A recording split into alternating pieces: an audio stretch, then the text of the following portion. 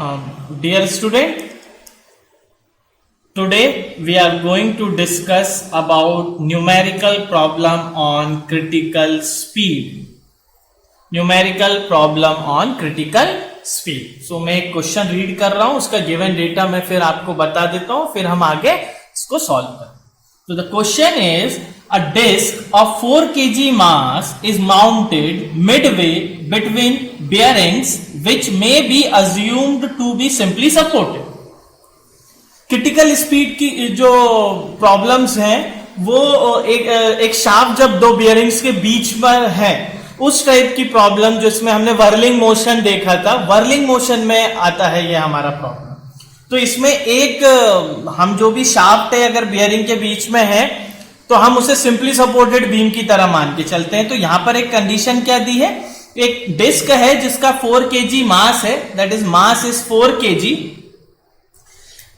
ये 4 kg mass है, that is midway between bearings which may be assume to be simply supported. एक shaft है दो bearings के बीच में, जैसे ये for example this is shaft, 2 bearings के बीच में, और इसके मिडवे में 4 kg का मास का एक रोटर लगा हुआ है which may be simply supported. So this bearing will be treated as your simply supported. ठीक है, तो हम इसको simply supported मान लेते हैं. तो this is simply supported. Simply supported में दो रिएक्शंस आती है. The bearing span is 0.5 meter. So the bearing span is 0.5 meter. So length of the bearing is given 0.5 meter and the bearing is simply supported. The shaft is 10 mm in diameter and is horizontal. 10 mm in diameter and it is horizontal. अच्छी बात है, 10 mm उसका diameter दे दिया और horizontal इसी तरीके से placed है. The CG of the disc is displaced by 2 mm from the geometric center. अब इस लाइन का मतलब क्या है कि जो रोटर का जो CG है वो एक्चुअली में होना कहाँ था, बियरिंग सेंटर लाइन पे, और शाफ्ट की एक्सिस ऑफ रोटेशन और इस रोटर का CG कहाँ होना चाहिए था, एक पॉइंट पर होने चाहिए थे या एक लाइन में होने चाहिए थे. बट ऐसा नहीं है. जो सेंटर ऑफ ग्रेविटी है डिस्क का वो 2 mm डिस्प्लेस्ड है ज्योमेट्रिक सेंटर से. ज्योमेट्रिक सेंटर कहां, जहां पर शाफ्ट की एक्सिस रोटर को इंटरसेक्ट करे. पहले ये दोनों पॉइंट एक होना चाहिए, बट इन दोनों के बीच में 2 mm की डिस्टेंस है जिसको हम बोलते हैं इसेंट्रिसिटी. तो रोटेटिंग अनबैलेंसिंग की प्रॉब्लम आ गई है. The damping ratio is 0.065. The damping ratio is 0.065 if the shaft rotates at 250 rpm. Determine the critical speed. हमें क्या फाइंड करना है, to find critical speed. हमें critical speed फाइंड करना है assuming E equals to 196 gigapascal. E equals to 196 gigapascal and also we have to find amplitude of vibration. Amplitude of vibration, ये दोनों चीजें फाइंड आउट करनी है. चलिए हम न्यूमेरिकल प्रॉब्लम को आगे बढ़ाते हैं. गिवन डेटा मेरे पास है, तो सबसे पहले मुझे फाइंड आउट करना है for example critical speed. Critical speed कब मिलती है मुझे, जब when omega equals to omega n हो जाए. when omega equals to omega n पे मुझे क्रिटिकल स्पीड मिल जाएगी. तो मेरे को फर्स्ट थिंग जो फाइंड आउट करनी है वो करना है क्रिटिकल स्पीड.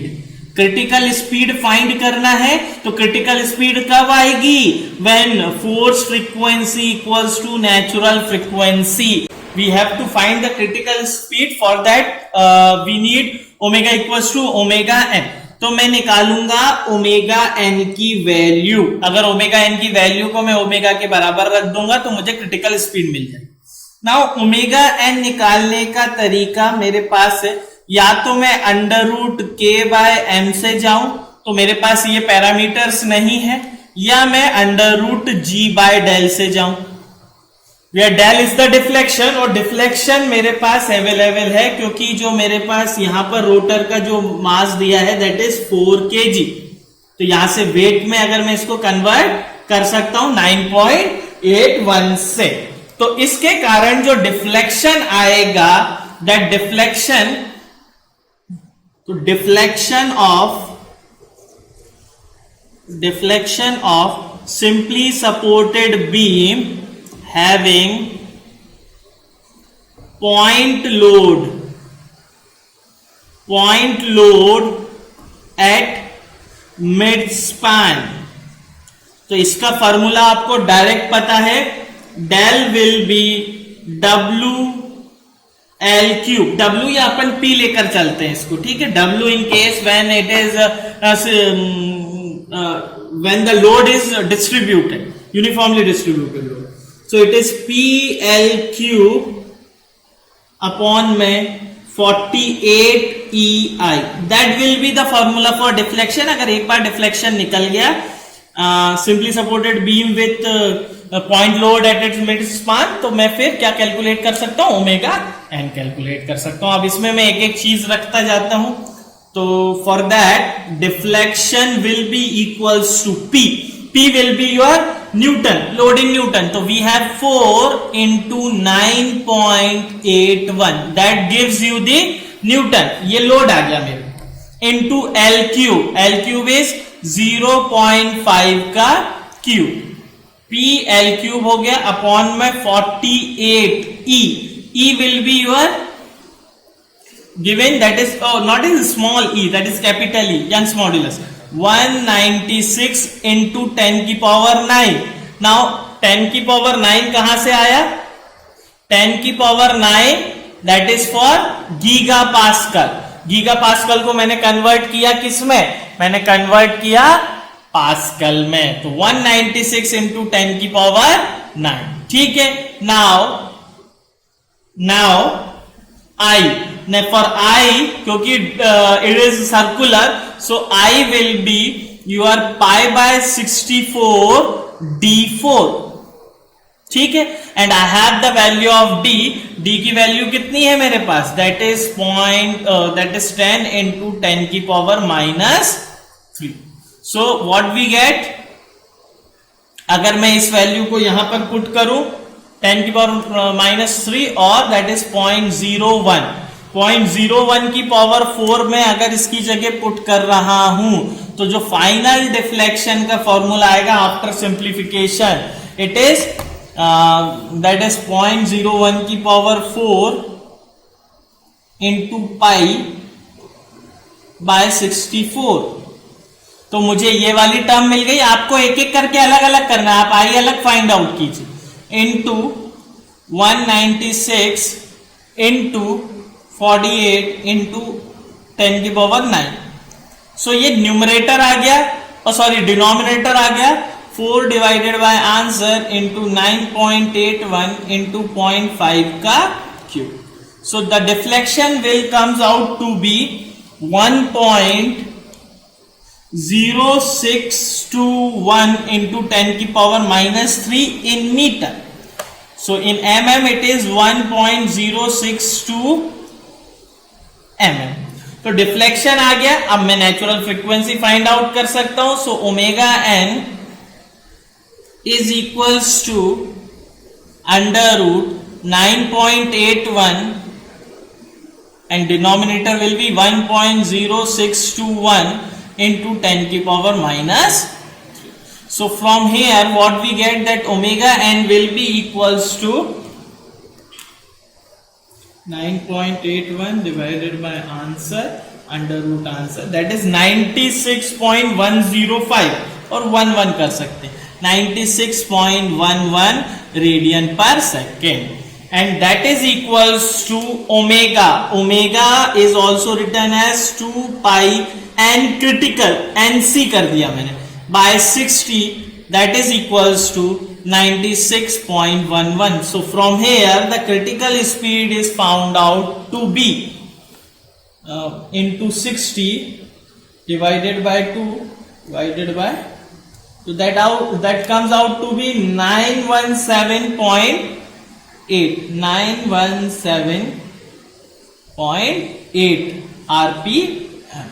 सो जब भी हमारा क्रिटिकल स्पीड का प्रॉब्लम आएगा वो सिंपली सपोर्टेड कैंटिलीवर या बीम से रिलेटेड आएगा, ठीक है।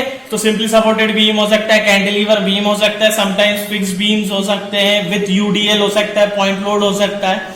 In that case I have point load. तो पॉइंट लोड के लिए मुझे जितने भी डिफ्लेक्शन ऑफ बीम के फॉर्मूले, स्टैंडर्ड फॉर्मूले, वो मुझे याद होना चाहिए. For a simply supported beam having point load at its mid span, the deflection is given by PL cube upon में 48 EI. एंड सिंपल कैलकुलेशन है. उसके बाद मैंने क्रिटिकल स्पीड निकाली.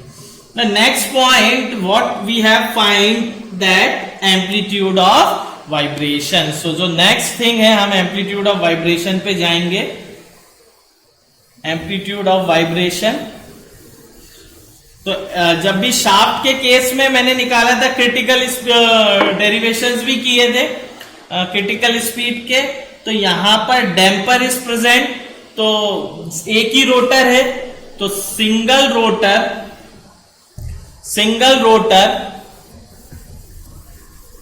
ठीक है, एंड शाफ्ट इज देयर. सो अपना जो फॉर्मूला आएगा that comes out to be S upon में E, that is equals to R square upon में 1 minus R square. अगर ये फॉर्मूला यूज कर रहा हूं when no damper,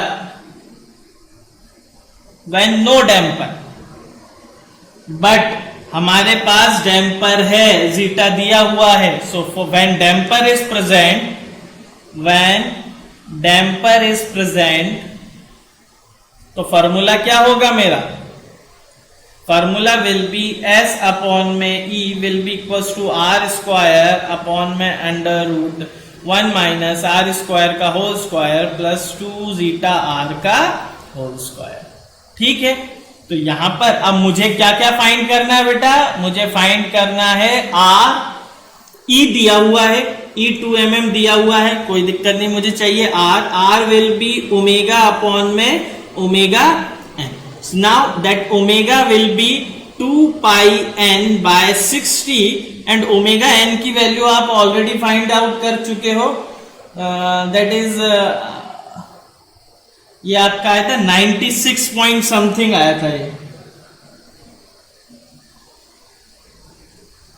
96.11. ठीक है, यहां पर आप n कहां से लाएंगे आप? That n will be given as 250 RPM. So R will be equals to 2 pi into 250 divided by 60 upon में 96.11. सो यहां से R कैलकुलेट हो जाएगा. आप अलग से भी ओमेगा कैलकुलेट करके ओमेगा अपॉन में ओमेगा n रख सकते थे. ठीक है, तो ये आ गया मेरा आंसर आया 0.028. That R will be 2 pi into 250 divided by 60. Omega आएगा मेरा 26.17 and that is 96.11. 0.2723 that will be your R. और 0.3 अपन ले सकते हैं इसको, अप्रोक्सीमेटली इक्वल्स टू 0.3. ठीक है, तो R निकल गया. अब जीटा दिया ही हुआ है, तो यहां से मैं S फाइंड आउट कर लूंगा. S will be equals to 0.3 का स्क्वायर इंटू 2 इंटू 10 की power minus 3, that is 2 mm. 2 into 10 की power minus 3 under root 1 minus R square, that is 0.3 का स्क्वायर का whole square plus 2 into zeta 0.065 into 0.3 का whole square. तो जब इसको simplify करूंगा और आंसर निकालूंगा तो ये आएगा. पहले इस टर्म को सिंप्लीफाई कर लेते हैं. 2 इंटू 0.065 इंटू 0.3 का होल स्क्वायर प्लस, पहले इसको कर लो, 0.3 का स्क्वायर 1 माइनस आंसर का whole square plus 2 into 0.065 into 0.3 का स्क्वायर, ऊपर है 0.3 का square divided by answer into 2 into 10 की पावर माइनस 3. ठीक है, तो it is come out to be 2.169 into 10 की power minus 4. And approximately 0.217 mm। इसको आप चेक कर लीजिए, हो सकता है कैलकुलेशन में ऊपर नीचे कुछ हो गया हो, बारीकी से एक बार और देख लीजिए, मैं थोड़ा जल्दी कर रहा था। This is all about your problem, amplitude of vibration and critical speed आपसे पूछे जाते हैं, तो दीज आर दी फॉर्मूलाज। ठीक है, ओके, थैंक यू।